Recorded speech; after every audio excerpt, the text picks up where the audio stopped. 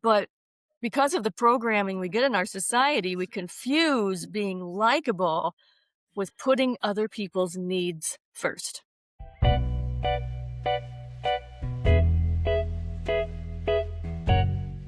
Welcome to Smart Women Talking, thoughtful conversations about work, life, leadership, and everything in between. I'm Polly Meyer. And I'm Barbara Zuliger. And each week, we're bringing you honest conversations, smart perspectives, and ideas that you can actually use. Barb, would you like to introduce today's topic and our special guest? Absolutely. Our topic today is the hidden likability tax. Being likable and approachable, easy to work with, right? Those are all compliments we've all received at some point in our lives. What if it's actually a trap? Welcome to the conversation that nobody really wants to have, but every woman needs to hear. Dr. Kyra Messick-O'Quinn is our expert with us today as we talk about how being likable may get in the way of being respected and received. Dr. Kyra has been on the forefront of holistic emotional well-being for 25 years. She has a doctorate degree in clinical psychology and has studied extensively in the field of holistic health, including meditation, hypnotherapy, and indigenous healing traditions. She's developed her own proprietary system of hypnotherapy and is the author of The Strength of Sensitivity. Welcome, Dr. Kyra. We're happy to have you with us today, and we're excited to hear what you have to share.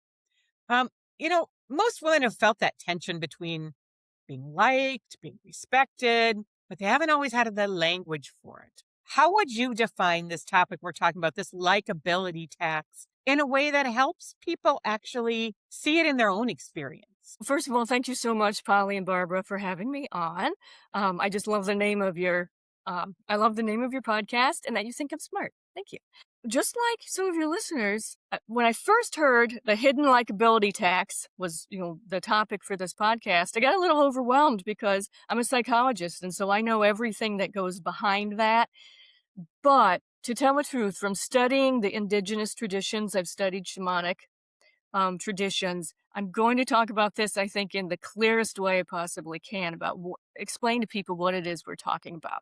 So the clearest way to put this is the need to be liked can really reduce your own personal power. And when I'm talking about power here, don't think about a negative thing like power over other people or power play or anything like that. I'm talking about your life force, chi, ki, whatever you want to call that, your personal power. When we are being authentic to ourselves, when we are taking care of ourselves, this personal power is going to flow like a mighty river. You're going to stand up straight. People are naturally going to respect you more. You're going to have more authority. You're going to make good decisions. You're going to hear your intuition. You're going to feel good. You're going to tell good jokes. But every single time you make a decision, you say a thing, or you take an action that's because you need to be liked, and that supersedes what you actually need, what's good for you.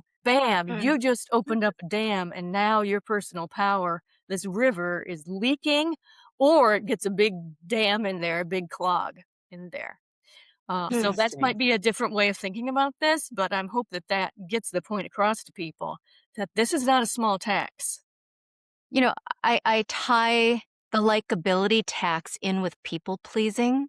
Sure, And absolutely. so I am a people pleaser at times until I can, become aware of it and put it in check. But let's just take Mother's Day in account, which was just a couple days ago. I was invited to my daughter's house for a pasta dinner, and I was asked to bring something to share. And I was in the grocery store trying to find something to bring with. And it occurred to me that there are people there with different dietary restrictions. And so I started piling all of these things into my grocery cart to accommodate all of the needs. Yeah.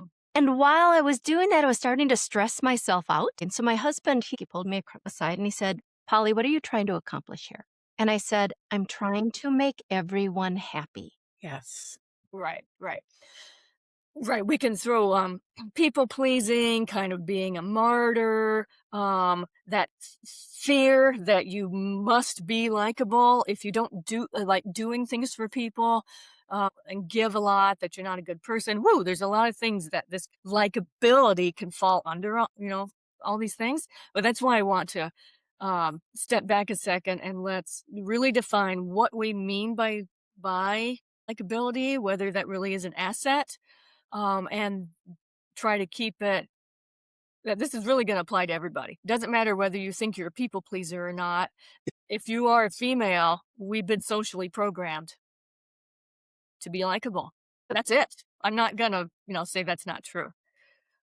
When does likability cross the line then from being an asset into something that actually undermines authority? Well, let's talk first about like just what's a truly likable person? What are we really aiming for? What is everybody actually like when you were people pleasing? What were you actually trying to do? Like your husband said, what are you really trying to do here? Right. Well, Make you want everybody happy. right, and that's actually not being likable. That's something different. Being a likable person is someone so think about someone you know who's really likable. They have a radiance about them. They're generally gonna be a really positive person, optimistic, maybe they have a good sense of humor. They have this light, great energy to them, and everybody likes being around them. They're likable. Huge asset, right? That is a huge asset for getting through life. But because of the programming we get in our society, we confuse being likable with putting other people's needs first. We'll just do a classic example. You did a really great example with the people pleasing. Another classic example I hear all the time. It's not just women by any means. My brother does this a lot. Hey, can you, someone will call, hey, can you help us redesign our website? And he says, everything in him is saying, no, no, no, no, no, and instead he goes, and in the meantime, with that hesitation, now he's agreed to do it. Oh, He had no interest in doing it. He had no time to do it. It's not his job to do it. Mhm. And so that gets confused with being likable. So I want to be really hit this point really hard and be really clear on this. Denying your own needs is not the same thing as being likable. Does that also mean like when if somebody has to make a tough decision or have a hard conversation and they choose to kick that can down the road hoping it will resolve itself so that it doesn't look bad on the person who has to have that conversation because Well, they we want to remain likable? could also like lump that under conflict avoidance. Yeah, Mm. avoiding that's true. We conflict is avoid conflict. right. If we Not the avoid same as conflict, right. I we're would more not define likable. that. Yeah, sorry, Barb. I would not define that as the same thing as being likable. I would define Mm. likable as, like I said, someone who has that radiance. Well, why do they have that radiance? Because they're taking care of themselves. Does that make sense? What are some of the other behaviors that you see or communication styles that you see, especially in high performing women? Because I know you work a lot with women who are struggling a little bit with this and whether they know what to call it or not, this is a part of what they're doing. What kind of Okay. behaviors do you What see? behaviors? So how Okay. would I recognize that in myself? If I Yeah. find myself, I'm not just being likable. I mean, yeah, everybody has to be, we want to be nice to others. What kind of behaviors would you see that would tell me maybe this is going over that line that doesn't benefit me as much? Yeah, okay. Here's the deal. Yes, what I'm going to primarily talk about here when you talk about behaviors is conversational style. It can be so subconscious and so ingrained from the time we were little girls that people do not even realize they're doing it. It's really subconscious. So that's why I want to refer to my notes and make sure I really am clear about what these are. So here's some common conversational styles that happen when someone is prioritizing likability over anything else. Over explaining decisions. Like you've seen people in a meeting where let's say we're in a meeting, somebody says, here's my recommendation about how we should handle this. I'm basing this on the research I did over the last month. And here's what this is why. And they really don't give a lot of explanation for it. Whereas someone may say, well, I just wanted to let you know that I put a lot of thought into this. And okay, we're already off. Right. They, Okay. it's that's prioritizing that other people understand and are going to. So it's almost like the meal you were going to prepare, Polly, where it's something for everybody, trying to Mhm. over explain it that everybody's going to understand why. Mhm. If they don't understand, Mhm. they can ask later. So other really important conversational things to remember is, a lot of women do this, and I've worked with, I've coached a lot of people on this one, using the word sorry as a buffer. Not sorry, like I did kind of talk over Barbara there a moment ago, so I said sorry. I don't mean that. I mean, every time you turn around, this person is saying, "Oh, sorry, I didn't mean to. Oh, sorry, sorry." Yikes. Be aware of how many times you're saying sorry during the day, and also pre-apologizing. Wow. People do that a lot where they'll come into the meeting, "Sorry I'm late. Gosh, I'm not as prepared as I wanted to be." Yahoo! No, don't need to know. Don't need to know that. Self-editing. Self-editing. So you're in a meeting. You've presented your idea.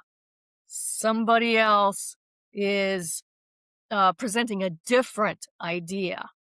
You're being thinking in such a collaborative way and such a, well, I don't want to seem like I'm arrogant about my idea way, then it's self-editing in real time. You may have been pretty confident about your idea when you went in that meeting. By the time some other people say things, um, hesitation, softening your conviction about it. Oh, you know what? Well, maybe your idea would work too.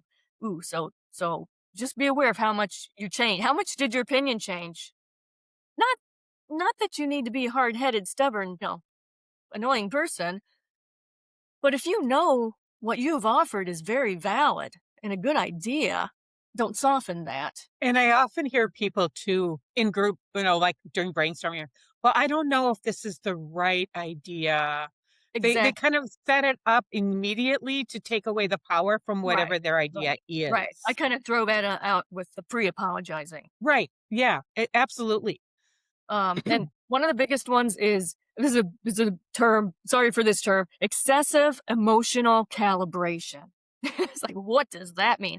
A thing that a lot of people do, especially when they're prioritizing being likable. This is a big liability, likability tax. The excessive calibration means, okay, someone just did a presentation in a meeting. Here's their board. They have a great idea about what to do next quarter to bring in some new clients. And they look out, and Sally over there is making this face. Mhm. And then they do immediate emotional calibration of, oh no, she doesn't like my idea. Oh, I need to explain it a little bit better, or what. And here's what's actually going on with Sally. She bought a new bra and it's really itchy.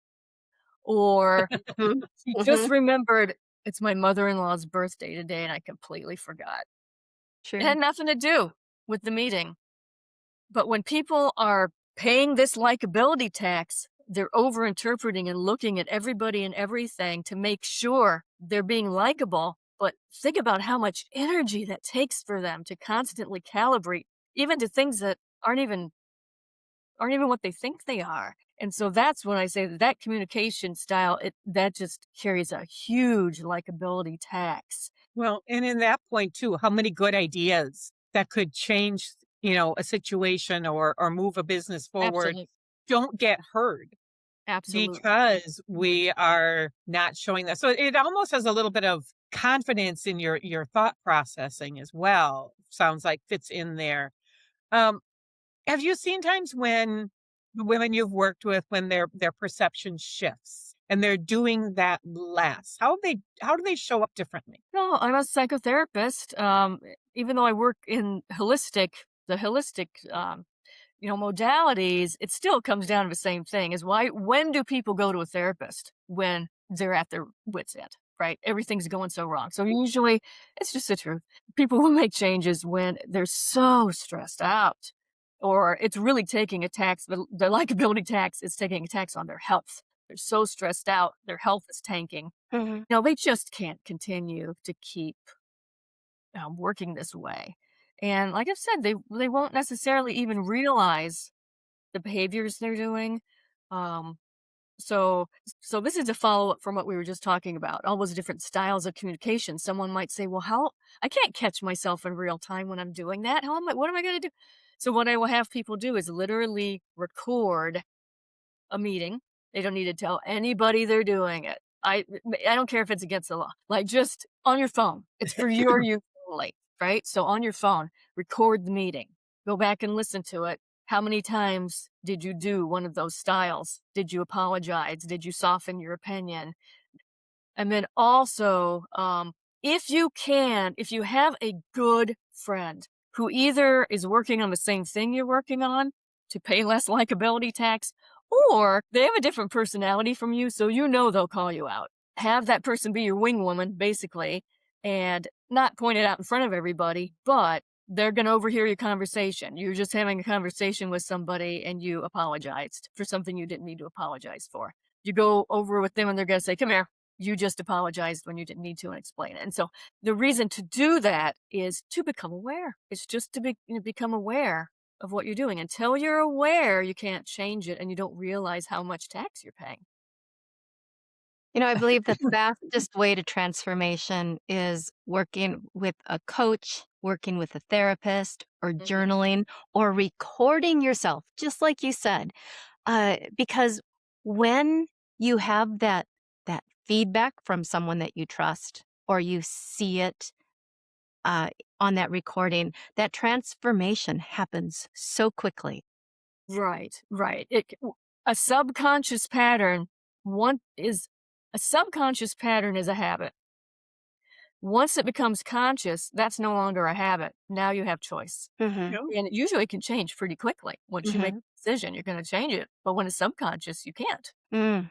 You're not I, aware. I I have a client, she's a CEO, but she began working with me several years ago when she was a president. And she was instructed to get an executive coach, basically because of this likability tax. And we were in the process of building her executive presence, and much of that came through 360 stakeholder feedback. And just like you were sharing. And she started processing based on that feedback who she wanted to be in those moments or those rooms of consequence going forward. And she realized through the feedback what that likability tax was costing her. By paying attention to the feedback and through coaching and through role playing, that likability was no longer a priority for her. It didn't mean that it wasn't important, but it was no longer the driving factor because she learned what that was costing her. It was the respect from the leaders that she was leading. It was, they had the belief that they weren't sure she could make the hard decisions because of how much she wanted to be liked. And so, through all of that feedback and through the assessments and through the role playing, she is leading major organizational change right now. And talk about a Great. badass client. So, yeah, that shifts are important like that. Right, yeah. So let's make sure people aren't getting too lost here again. It's like this is a great example you gave, Polly.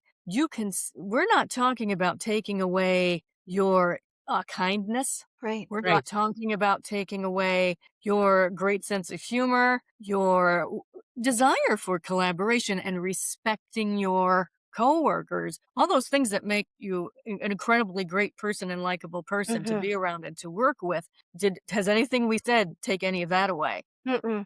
No, No. what we lose is that respect, Right. True. any opportunity. Right. Right. Yeah. Trust, I would also say. So, Dr. Kyra, what would you say are the real consequences of this trade off then at those higher levels, especially when we are talking in terms of visibility, advancement, influence? So obviously some of the trade-offs are very once you get to that other side, just like you described with your client, the trade-offs are really great, right? You're going to get more respect. You're because you're going to expect it. You're going to start demanding it, not in a demanding way, but just that you expect more respect and you'll have more authority. But you do have to realize if you are changing patterns, there's going to be some pushback. So there's really only two, I would say there's only two potentially uncomfortable trade offs if you're going to shift your behavior. All right. And remember, what we're trying to do here is we're trying to increase the flow of your personal power, that you can be strong in your personal power to know that you don't have to worry if someone scrunches up their face at your meeting, that you don't automatically assume, oh, that's because I did something wrong or they don't like my idea. You don't have to pre apologize because nobody needs that. It's So these are ways that your personal power is going to flow better. Therefore, you're going to have more authority, all that kind of stuff. So once you start making those changes, one trade-off is you might realize that, oh wow, I have really been underperforming for what I'm capable of doing. So Mm, you're not going to be so accepting of perhaps the role you've had in that company. You're going to mm. want to promote yourself more, literally promote yourself, Do right? you think Yeah. too it can be helpful for women to think about it?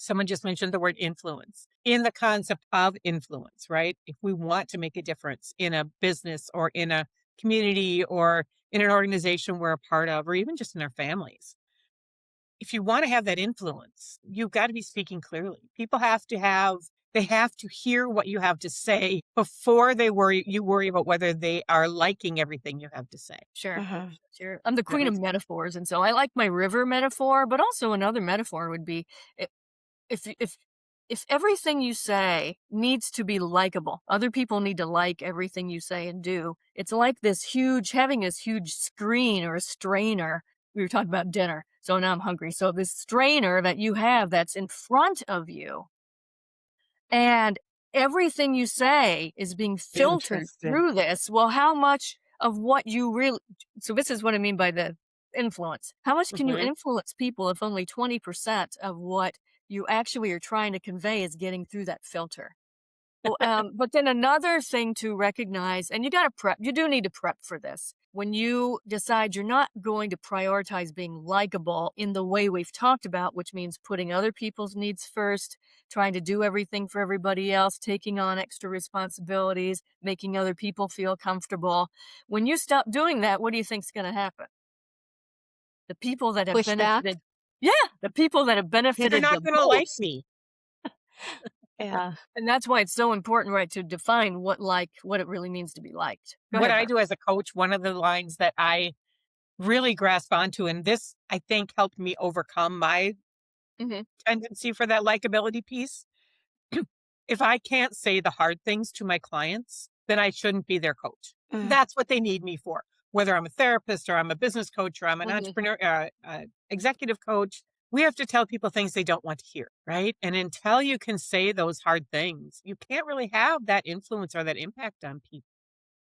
So our time goes so fast. I can't believe we're already ready to wrap up here in just a minute.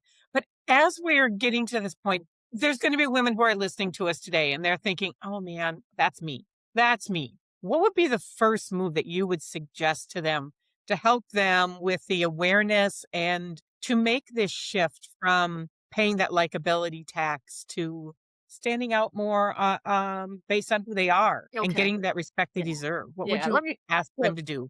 let me be really clear here with people, because if someone is a person who has been prioritizing likability their whole life, then they're also a type of person who's going to feel like they're doing some. No, I've been screwing up, prioritizing likability my whole life. Okay, Sorry.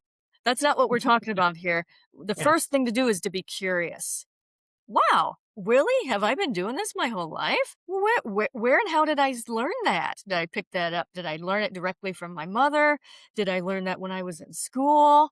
When did that work for me? And I decided, oh, okay, well, I better, because yeah, if you grow up in a family and being the likable one, taking care of other people, solving problems, has helped calm down some trauma in the family, that worked for you, you're going to keep using it your whole life. So this is about being curious, maybe doing the things like we said, recording yourself, just being like the observer of yourself. Huh, what is this that this person learned as a child, and who do I want to be now? So it's really just more about self-exploration, not berating yourself, right? And you are an author of a book, The Strength of Sensitivity. Does that book dive into some of these topics that we've been talking about? Certainly. I mean, a very large portion of the people, I dare say, I guess 80% maybe of the people that w- will really hear this and go, yay, that is me. They're sensitive people. And so, um, as a sensitive person, um, what I do is, try to help people primarily in my book. Absolutely number one is to recognize you're not alone. There's actually 20% of the population are highly sensitive people. The world makes us feel like, no, there's 0.0001% of the population is sensitive and it's me. No, Mhm. there's a lot of us that are that way. And so we do need a little extra coaching, right? About how to still be a kind, caring, sensitive person that we are. All the great things about being sensitive, artistic, contemplative, collaborative, wonderful people, but to not have to pay that likability tax on that. You can still have a strong, that river of personal power and be a sensitive person. So I would definitely recommend, yeah, if anybody recognizes themselves, they've been told, usually you know it because here's how people know they're sensitive. You've been told numerous times, "Oh, you're just being sensitive. You Yeah. just need to toughen up." Yeah. And they don't like their sensitivity. They'll say, "Oh, I hate my sensitivity. Why am I so sensitive?" Okay, that's all the alarm bells about, yes, you're a sensitive person. Um, so that's why my book about sensitivity would be great. Now, however, if you don't really necessarily think you fall into being a sensitive person, there are so many authors out there that have great books. A lot of people have heard Brene Brown, right? I mean, she's such wonderful things. Tara Moore has that Playing Big Mhm. book, which is so Right. wonderful. So that's what I would encourage people to do is just, we're talking about getting a coach, a wing friend to help, but also just read some things to get some different perspectives because all it can take sometimes is one or two new perspectives. And you're like, oh, this is not going to be as hard to change as I thought it would be. Kind of be Nice. curious about, is this impacting you more than you're aware, right? Right. If you haven't, like you said, if it's a subconscious or not subconscious, but if it's something we don't do intentionally, we Yeah. may not even be aware we're doing it. Right. Right. Right? Absolutely. So being curious about, is this one of the reasons why I feel like I'm not moving ahead in a Hmm. particular organization or a group of people like I would Absolutely. would want to be? Absolutely. Am I showing up like this as well? Because, like you say, if we're programmed this way early on, and when you say you're so sensitive, oh man, I became 10 like that, right? Yeah. Um, and feeling that, oh, well, I can't be sensitive. That's a bad thing. They've been told that. It's not Hmm. a bad thing. Right. It's just don't let it hold you back Yeah, from being who you are. I wrote my first book about sensitivity in the year 2000. Seems so long ago. Little did I know, right? Today, does the world need sensitive people more than ever, right? The world needs sensitive people to bring some balance to this world. And everybody is starting to value sensitivity and collaboration so much more. That's what we do, swing one way and, finally it starts to make sense why sensitive people are here, right? Why we're here. Right. Yes. Yeah. So I know you have a special offer for our listeners, and all that information will be on our website as well. But why don't you tell us what you have available for them? Um, what I'd like to offer, so you're going to need to say smart women talking when you email me. All right. And 3 phone sessions. Because it won't matter where you are. You don't need to be where I am. I don't need to be where you are. 3 phone sessions. I'll give you a very special discount on that. Um, because I found 3 to be a really great number to get people off to a very significant start. 1, no. Right. Right. Not always 2, not always, but 3, is that magic number where people will get enough momentum that then they know the next steps they need to take after that. Yeah. Excellent. Well, All right. thank you. We want to thank our guest, Dr. Kyra Messick-O'Quinn, and the wisdom that you brought to our listeners. You can find links to her site, where to find her book, The Strength of Sensitivity, and the generous offer that she made to our listeners.